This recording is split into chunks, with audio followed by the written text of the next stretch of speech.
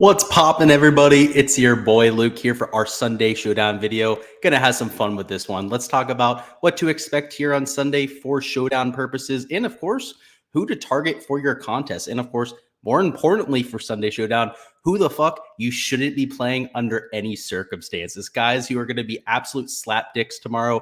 That's the more important discussion here for Sunday. So I could see a few of you down there in chat already. You'd love to see it. We got DFS Season, who says it's his first time playing Showdown. I mean, we're taking your Showdown virginity. You'd love to see it. Hopefully, we can make it a good experience for you. JG Funk says Molnax, who shared that 3-putt avoidance stat on, who, thank you. Obviously, JG Funk, by the way, guys, he ended up sharing a stat with me after the live stream that made me even more bullish on Molnax.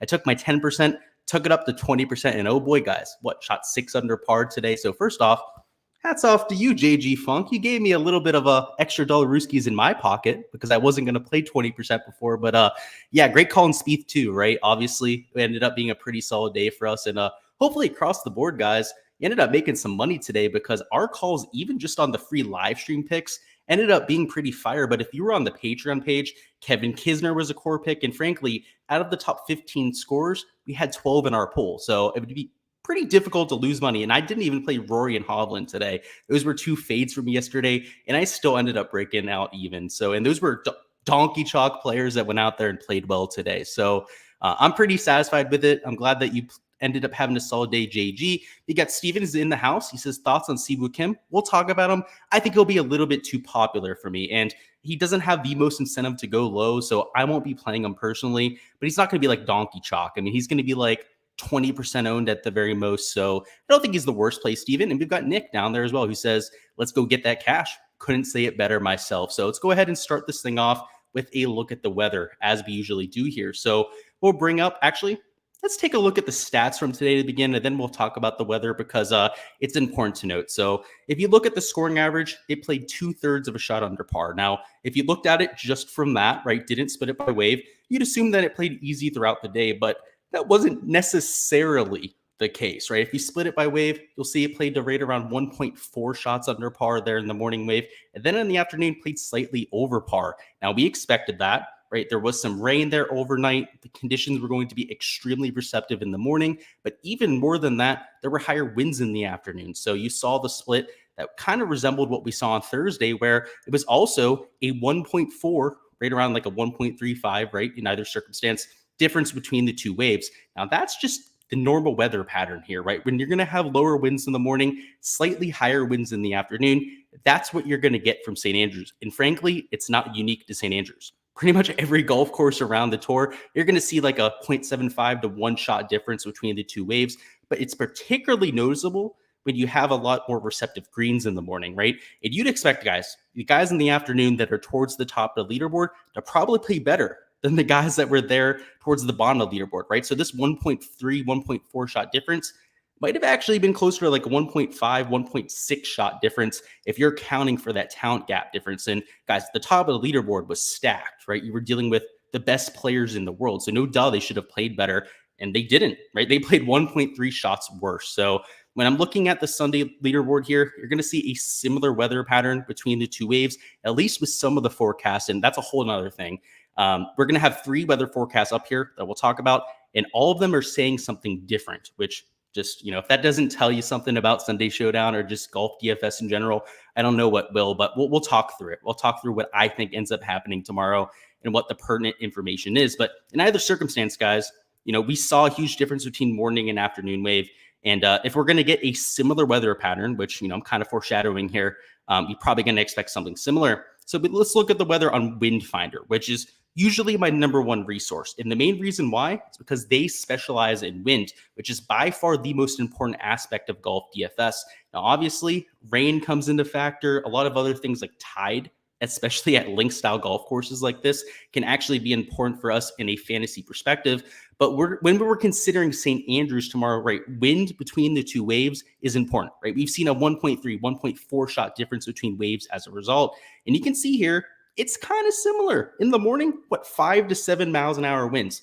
That's really not all that much. In terms of the wind gusts, sure, it gets up to like 12 to 13 miles an hour here from 8 to 9 a.m. But outside of that, right, 7, 10 miles an hour, that's nothing. That's like playing in a dome when you're out there in Scotland, right? You're expecting at least like 10 to 15 miles an hour wind gusts. Now in the afternoon, that's what we get, right? Actually, even a little bit more severe. You have 17, 18 mile an hour wind gusts there between 20 to 22 miles an hour as the guys are going to be finishing up right around 7 to 8 p.m. local time there in Scotland.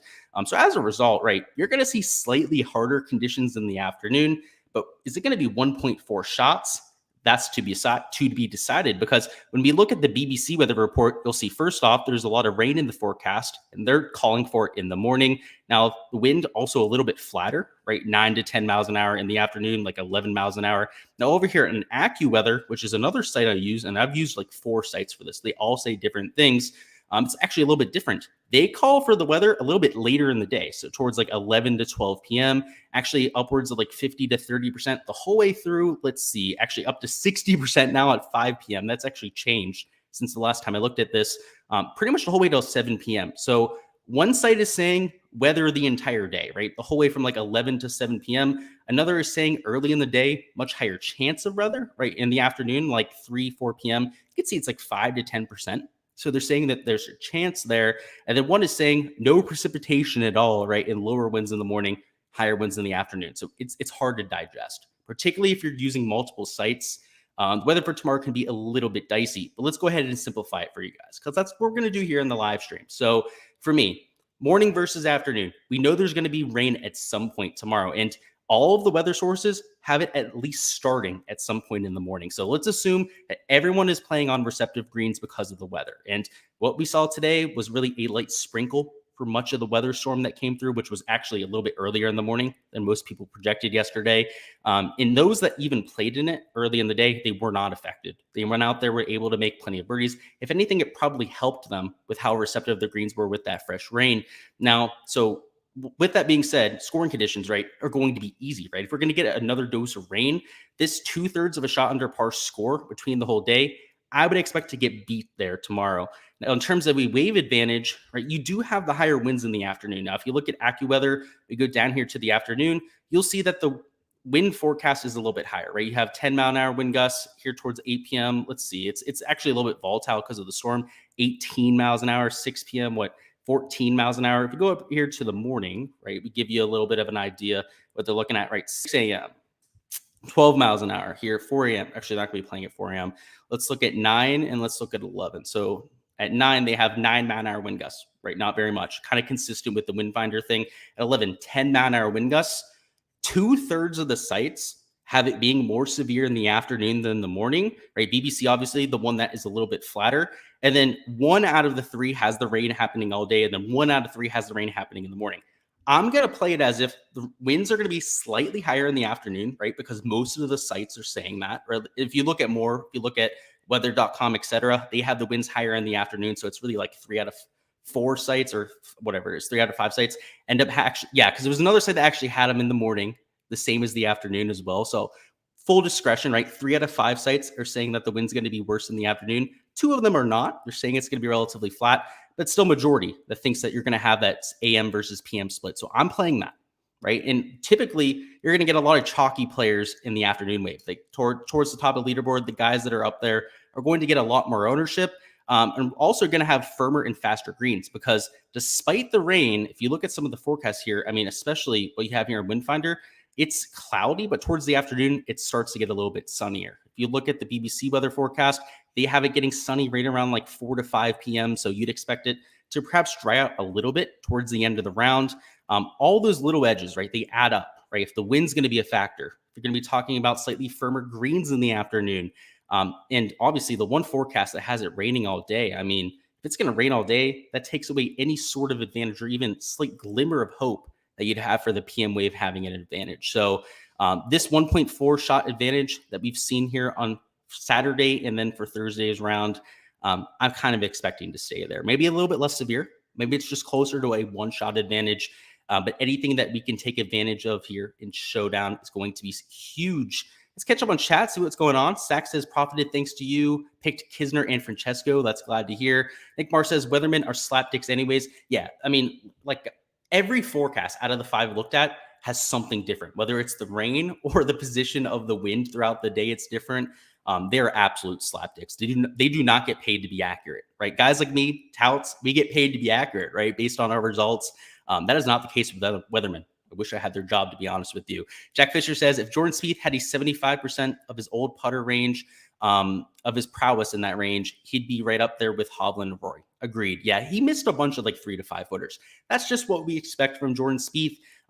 Over the last few years, it was the ball striking, particularly the off the tee play, that was kind of plaguing him. And now it's those short putts. So if he can, go out there and plug that leak, I mean, watch out. Jordan Spieth could be onto something. So let me go ahead and share my screen. Let's hop into the player pool.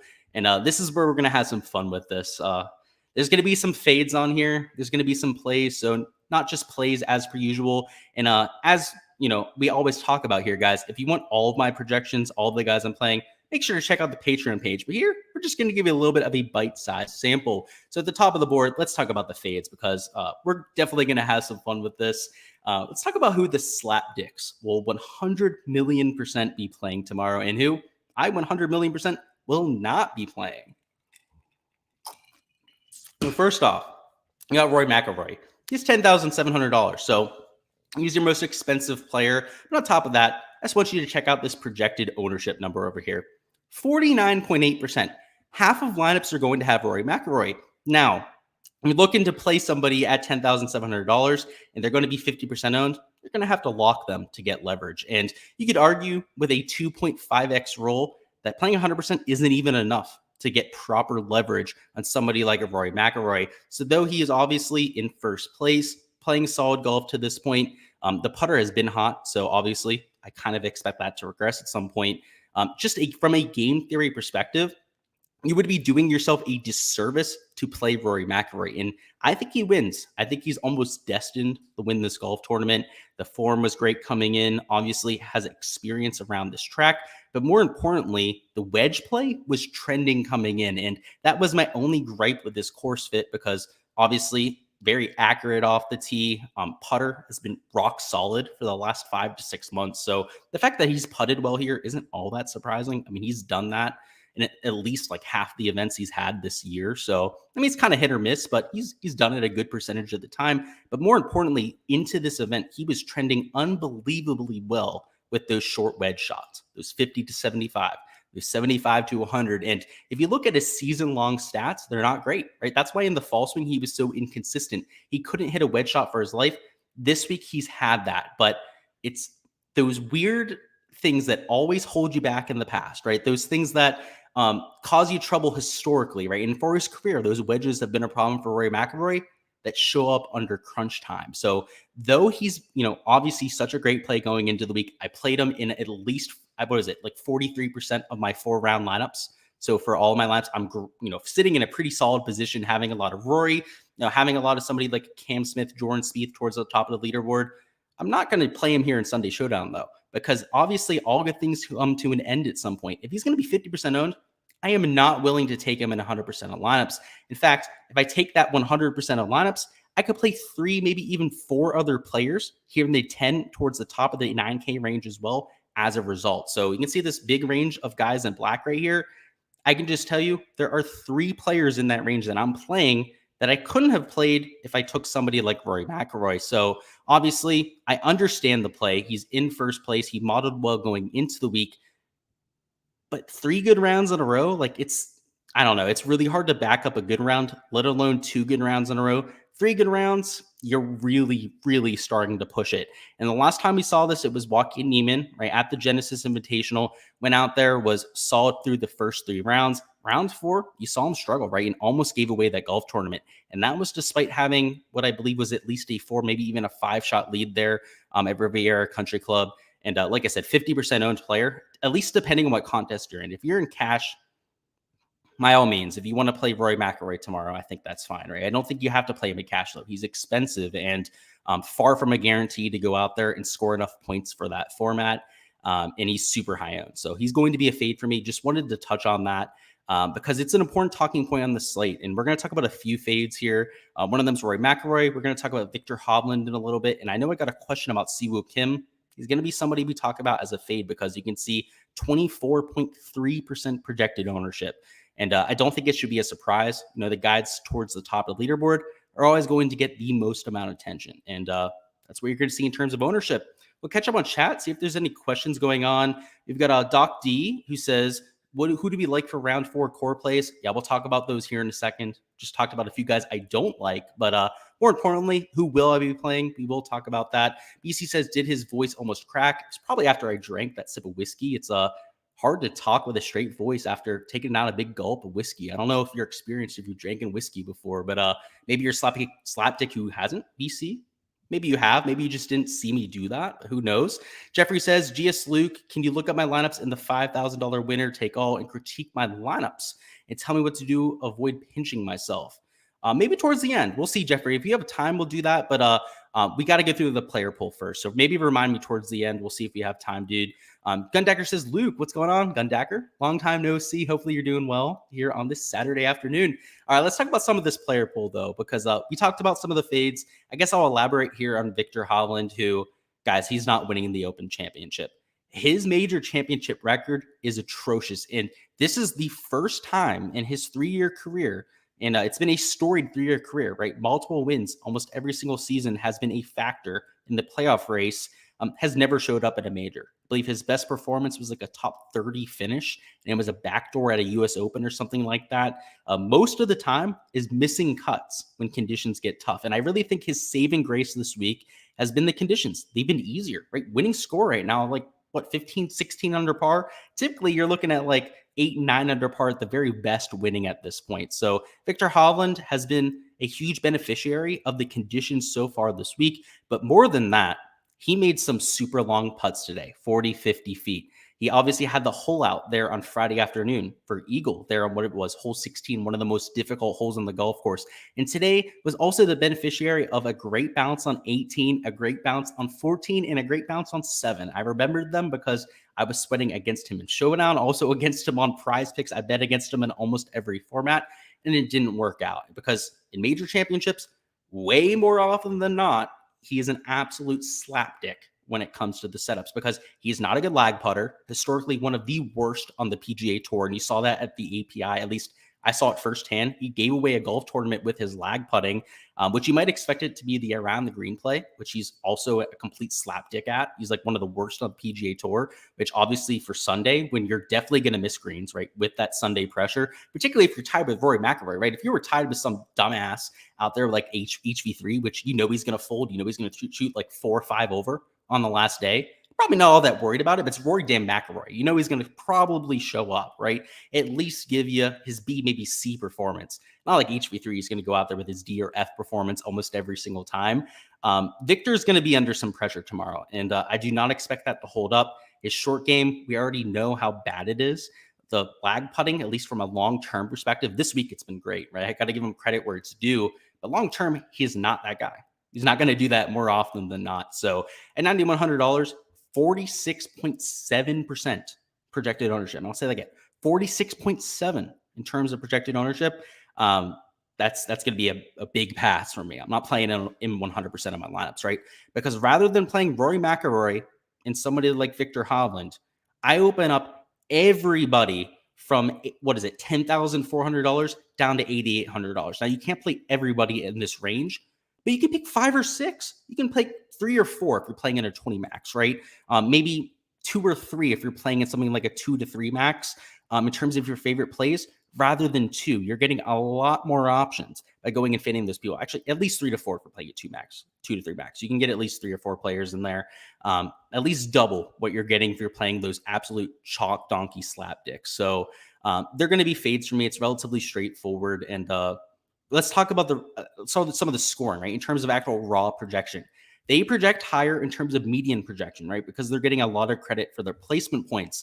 But a lot of the contests that people that are watching the stream are playing tomorrow are not going to be like small contests where you're playing against like 4 or 5 of your best friends, or cash contests where you're playing against 50% of the field.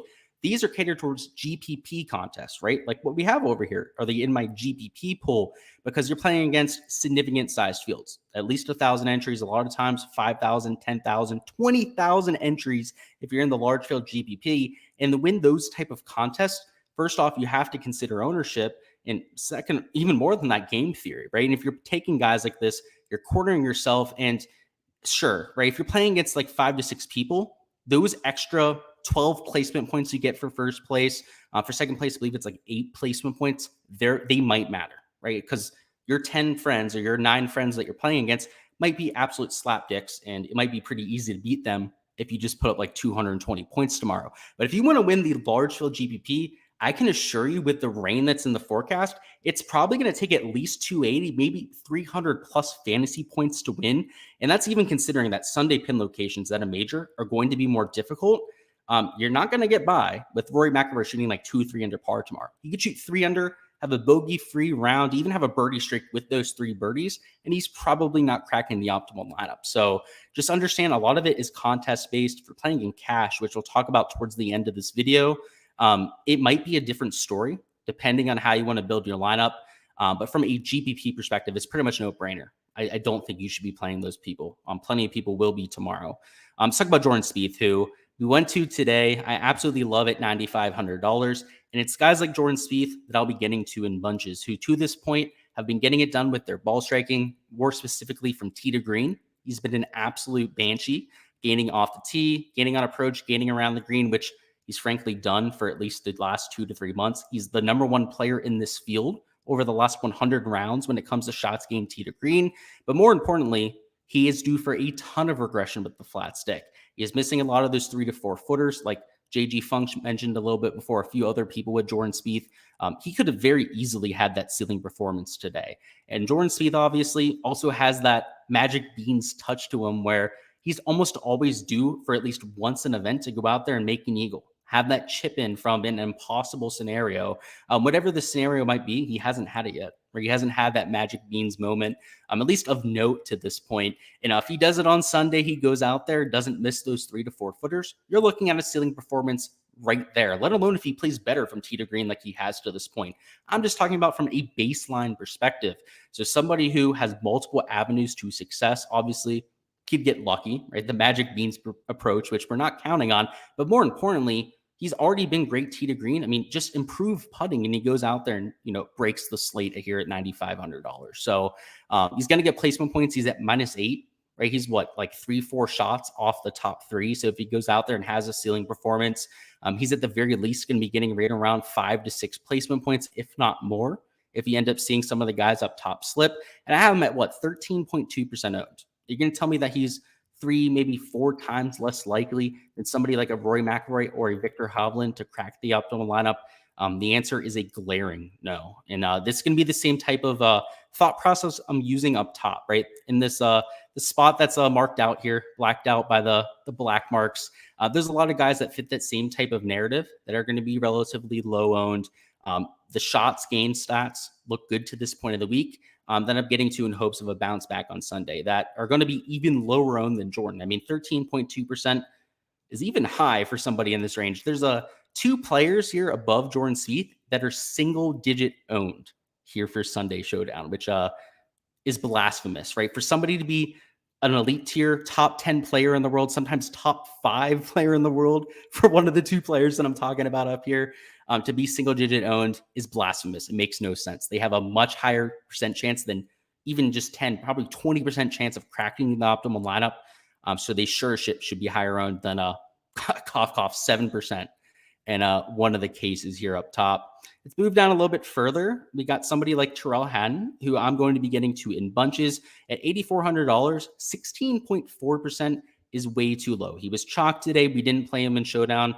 Kind of struggled, just held his own. I believe shot 1 over par today. And those type of players who, are still towards the top of the leaderboard, but maybe didn't have their best stuff here on Saturday, are going to be criminally underowned, because kind of like Jordan Spieth, right? He's in that similar position where if he has a ceiling performance, he's cracking the top 3 to 5, and he's going to get those placement points, which is more than enough for a large field GPP, especially considering that a ceiling is right at least 6 to 7 birdies, right? At $8,400, he has more than enough avenues to get to that optimal lineup. So I like playing him here. He's a bounce back candidate that I'll be getting to. I played him in 4-round lineup, so perhaps it's a little bit selfish that I'm getting to him. Just hoping that he goes out there and helps me in 4-round lineups. But obviously a great wedge player, expecting extremely receptive conditions because of the rain.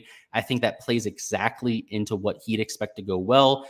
Great putter too, very streaky. And when it's coming to a single round sample size here in Showdown, we're looking for guys who can get hot in a hurry. So I'll be getting to him at $8,400. But in this 8K range in general, it's all about ceiling performance and guys who get to their ceiling more than others. Now, I don't want to spoil any of the picks because a couple of them are especially tricky and guys that I'm really hoping are going to be low owned, but people that maybe even aren't towards the top of the leaderboard, right? Like, I don't want to give away any of the picks, but there's some guys here who are not even close to contention that I'll be playing for tomorrow. Maybe they don't have nearly as much incentive, but it's still a major championship, right? You don't want to embarrass yourself out there. And if the conditions are going to be ripe for the taking with low winds in the morning, kind of like what we saw today, right? Even Dean Burmeister shot 5 under par, who is in our player pool today.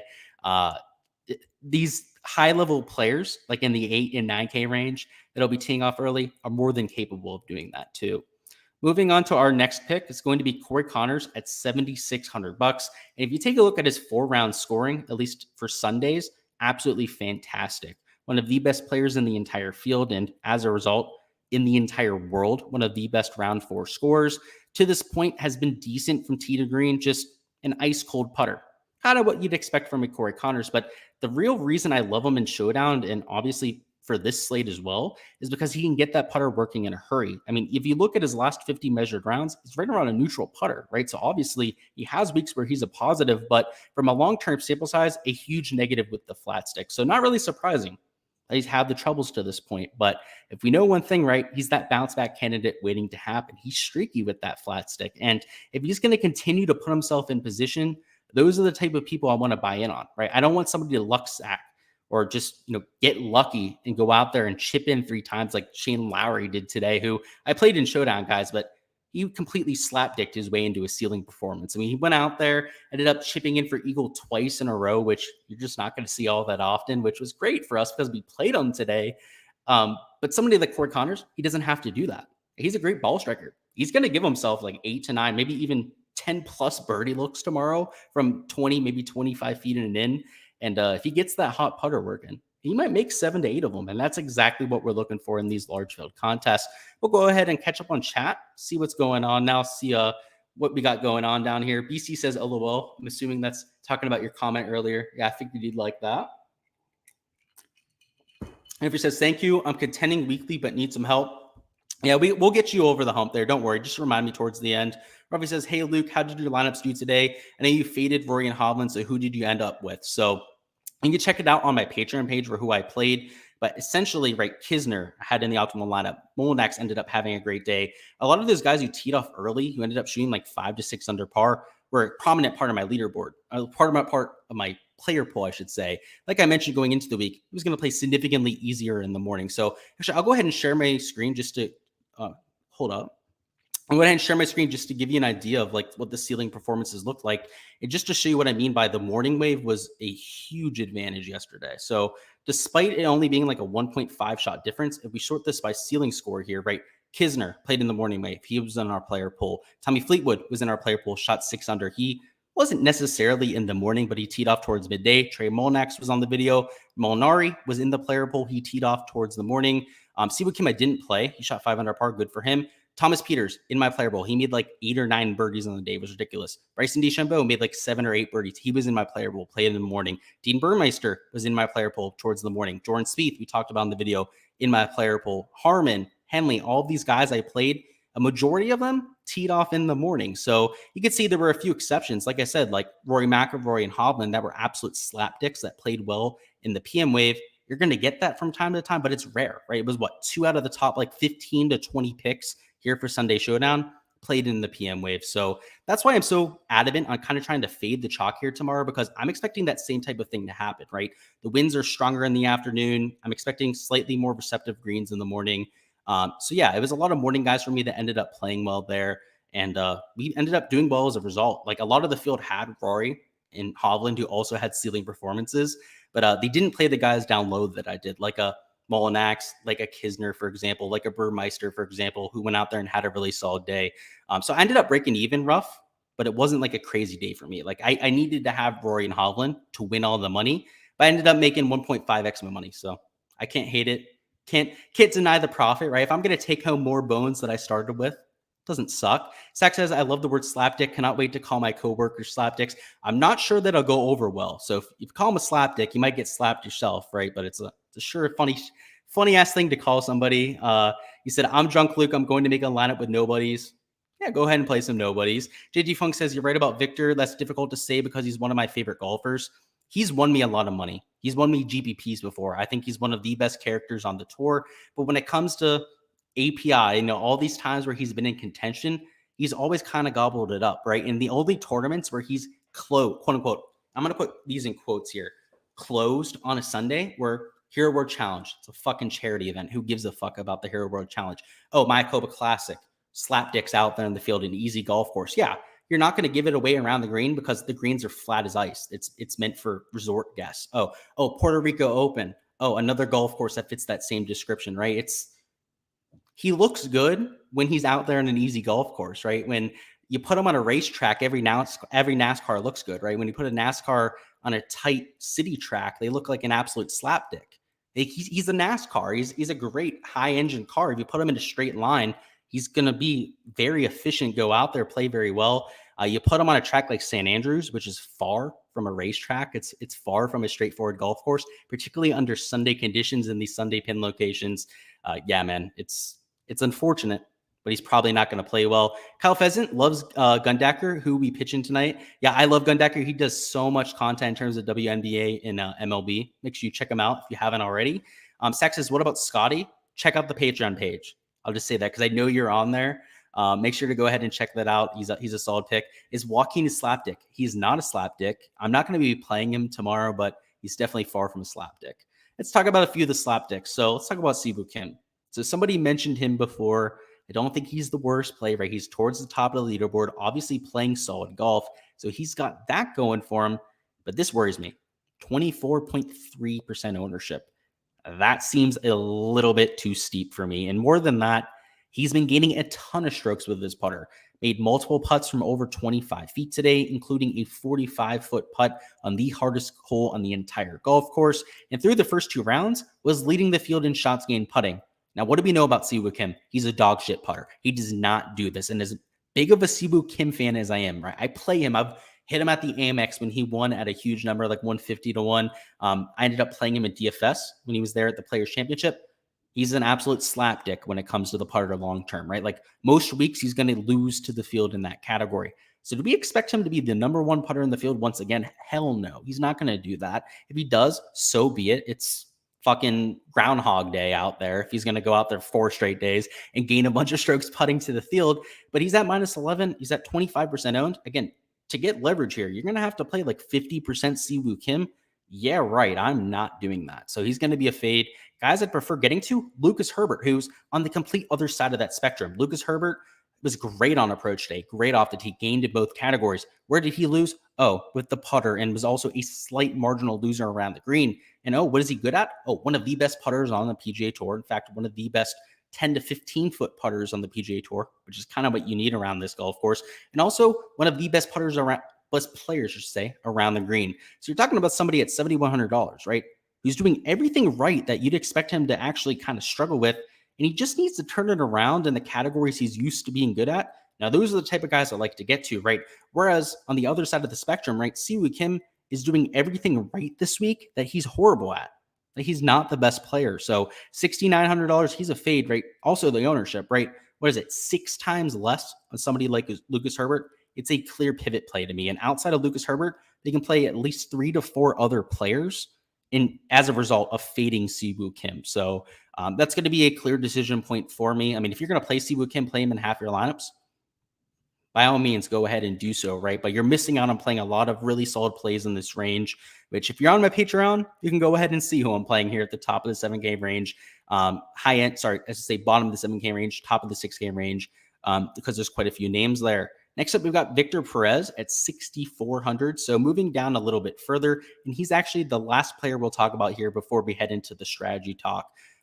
First off, loves this golf course. He's played at the Alfred Dunhill Links which is a DP World Tour event, and made the cut in multiple trips here. Also finished in the top 10, top 25.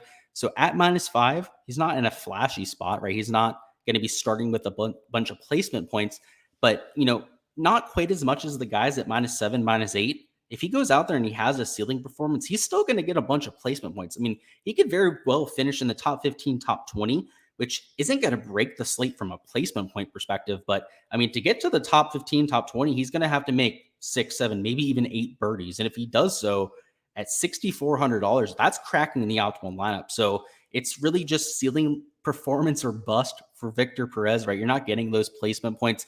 We're also talking about really low ownership on a guy that's been extremely solid at the golf course. So I will definitely be getting to him. I played him in 4-round lineups. He's been kind of consistent to this point. And though he hasn't had that ceiling performance yet, I think he's really just waiting for it to happen. He's had it happen multiple times around this venue, and it's been at the Alfred Dunhill Links, which plays a lot easier than what we see here for the Open Championship. The pin locations aren't nearly as difficult, but perhaps with all the rain coming down tomorrow, again, we don't know when it's going to come down or how much rain is going to come down, to be honest with you. But we know it's going to come down at some point. After that rainstorm, he could be looking at a very similar golf course to what he sees for that, at least for the European Tour event, right? Because they don't play it as firm and fast. They play it like most people just going to play St. Andrews play it from day to day. So Victor Perez, definitely a candidate to go out there and perhaps pay off the salary there at $6,400. But outside of that, just going to talk about some of the 6K range. There's quite a few guys towards the top or even the bottom of the 6K range that I will be getting to. And obviously, Trey Mullinax, we talked about him today, right? He unlocked so many outcomes. And it wasn't just the fact that he had upside, or obviously won last week. That was the reason I loved getting to him. He was also $6,200. And when you take a guy at $6,200, it doesn't just give you a little bit of salary relief. It opens up a bunch of outcomes, right? When you take somebody this far down the board, you can take 3, maybe even 4 players above $9,500. I say maybe $9,000, right? We won't push it that far. But either way, it opens up a bunch of permutations that you just can't get if you're not taking somebody this cheap on the board. So now Mullinax, I'm not playing him. I'll just tell you that. I think he's going to be super chalky tomorrow, at least compared to some of the options around him. But there are guys down here towards the top of the board, say bottom of the board. Getting ahead of myself here, that I will be playing here on Sunday. So just understand that. And of course, if you want access to those and you know where to find them, they will be on my Patreon page. A link is in the description. We'll go ahead and catch up on chat before we talk about some strategy talk, which what we'll do is we'll share our screen, go over to Draftkings, make a few lineups together, at least partial lineups. We'll go through 4 of the 5 of the picks there for the lineup because Draftkings does not want you making full lineups here on stream. And we'll catch up on questions again. So who we got? Rob Zanderman says, greatest Steeler to wear number 75. Alejandro Villanueva, because he's one of our service members out there. He was a former Army Ranger. I have an utmost respect for those in our military and particularly those that play football as well. He went out there. He did his service after college like he's supposed to. He went to, I believe it was, it wasn't the Naval Academy. Maybe it was, maybe it wasn't. Either way, he went out there, did his service, and then went into the NFL and obviously ended up making a team out there. So Alejandro Villanueva, best one to wear number 78. Not the best Steeler of all time, but definitely somebody who's close to my heart. Sack says Groundhog Day. Yeah, it was Groundhog Day today when it came to Victor Hovland. And he says, the Gsluke Patreon Discord is the best thing that happened to Golf DFS and Golf Degenerates. I agree, especially because it's not very expensive, right? There's tout sites out there that are $50 to $100 per month. And I'm giving you more information, also more personal information because I give personal coaching. And we have a lot of fun down there too, right? Making fun of the slap dicks and whatnot. So I definitely think it's well worth your money. We'll go ahead and go over to Draftkings now and talk some strategy, which arguably, guys, is the most important part of the video.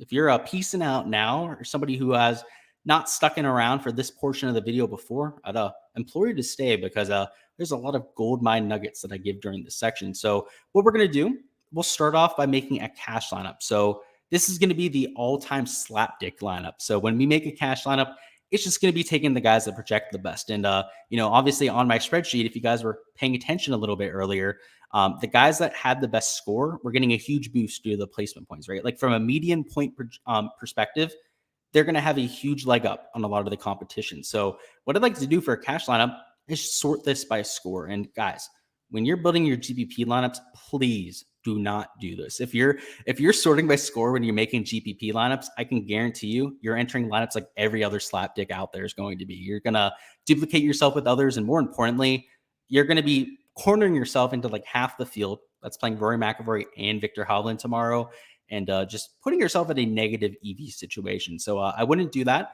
But hey, when we're playing out here in cash, you bet your ass I'm playing Victor and Rory McIlroy in cash lineups. They're going to be taking home like at least 5 to 6 extra placement points. And I know 5 to 6 points does not seem like that much. But when you're just trying to get to that 50th percentile performance, where maybe 10 points will separate the 35th percentile performance from the 65th percentile performance. And I'm not kidding when I say that. When you talk about a cash contest, there might be like a 10 to 15 point differential between the 35th and 65th percentile performance.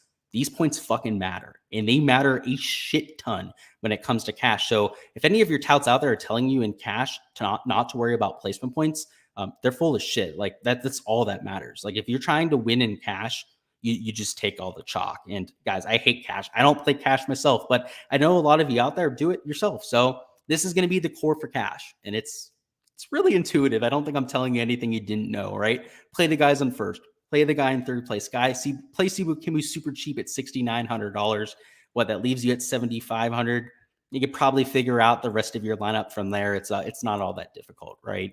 The more important part is to lock in those placement points, because really, when you're just trying to beat half the field to double up your money, that is by far the most important thing to consider. What we'll do now is we'll get back to our normal board. We'll get that slapdick ass score out of there. We're not going to sort it by score, and we're making our GPP builds. And I'll talk about what we're doing for some of the larger field contests. So just to give you an idea here, let's do the smaller field GPP first, because anytime we're building for a smaller field contest, we can be a little bit more cash-like with our build. Now, I don't want to be a full cash build, right? Because when you're playing against 100 to 200 other people, you still want to think about leverage, because, winning first isn't the end all be all. Now, when you're in a large field GPP, like 10,000, 20,000 other entries, it is all about winning first place, because more than anything, to beat all those other people, it's all about having a 0.01 percentile performance to go out there and have at least what you're looking for from an ROI perspective. But even more than that, in these smaller field GPPs, right, you can have like a top point, I don't want to say point, right? Maybe even like a top 5 percentile performance and have some success. You can take some chalk if you want to, but you shouldn't take all of it, because you still have to beat at least like 5 to 6 other people, right, that are cornering yourself in with those 5 to 6 lineups, right? So you can be a little bit chalky, but I don't think you should overdo it for these small field GPPs. So this would be for like your single entry or your 2 to 3 max type of contests. I'm not starting with Rory McIlroy, right? This is when I want to start with somebody like, let's say, a Jordan Spieth at $9,500. Now, in terms of a second man in, I don't want to give away my entire player pool here, right? But getting to somebody like a Cam Smith would make sense. Like I said, you can eat some chalk if you want to in these smaller field GPPs. So relatively low owned Jordan Spieth, relatively high owned Cam Smith. You can probably get away with that. Towards the 8K range, let's see. Who did we talk about here? We could probably take a little bit more of a chalky pick here, to be honest. So obviously, rather than taking a pivot, you could take somebody that's low owned. But like I said, because it's a like 2 to 3 max, a smaller field type of GPP, you could take Cam Young if you wanted to. You can try and get some of those placement points. Obviously, when you're only trying to beat like 10 to 100 other people, it's not quite as an issue. And at this point, we have $7,500 remaining. So I don't want to be too crazy with our fourth man in, just to give you a core for like a single entry or 2 to 3 max. But let's see, towards the top of the 7K range, Terrell Hatton we talked about. Let's see, that puts us at $7,100. Yeah, you could probably use that as a core, right? That's doable. Take somebody in the 6K range, take somebody in either in the bottom, top of the middle of the 7K range, and move on from there. But the key factor to consider here is first off, Hatton going to be like 15 to 20% owned, right? He's not going to be overlooked. Obviously, Cam Young's going to be relatively chalky, like 20, 30% owned. And even Cam Smith going to be relatively high owned. But as long as you're taking at least one pivot, kind of like a Jordan Spieth, people that are going to be low owned, let's give you some no-brainers, right? Let's sort this by the negative of score, right? Hideki Matsuyama going to be super low owned. Sam Burns going to be super low owned. Patrick Reed, a pivot that you could take that's going to be unbelievably low owned. JT, Tony Finau, just sort it by score and go backwards, right? Even guys down here to like -3, like a Gooch, like an HV3 Zaynut, you take one of those guys in your player pool, you're going to be sitting pretty in terms of ownership, particularly if you take somebody like a Jordan Spieth, he's not going to be super low owned, right? He's still going to get some ownership right around 13, 14%. You'll be more than unique for your single entry contest. Now, what we do here for the large field GPP, which is kind of like what we have here, right? Where it's a $20 entry and you have 24,000 other entries to play against, we're going to have to think differently. I have no interest at all in playing the guys here at the top of the leaderboard. This is where I'm looking to get unique. So Jordan Spieth obviously would still be a unique play, but even to get a little bit more unique than that, how about Justin Thomas towards the bottom of the leaderboard, right? Not a lot of people are going to be on him. Moving down to the, let's say, bottom of this 9K range, how about DJ, $9,200, right? Live guy, no one wants to play him, so we can go there. The 8K range, I mean, if you wanted to get really unique about it, you can take somebody like a Joaquin Niemann at $7,600 remaining. Let's go ahead and finish it off here with the McIntyre. The point is, it doesn't even matter who the players are here, that they're low owned. All of these guys, I mean, even DJ, right? He's going to be like 25% owned. He would be the quote unquote chalky piece in the lineup here.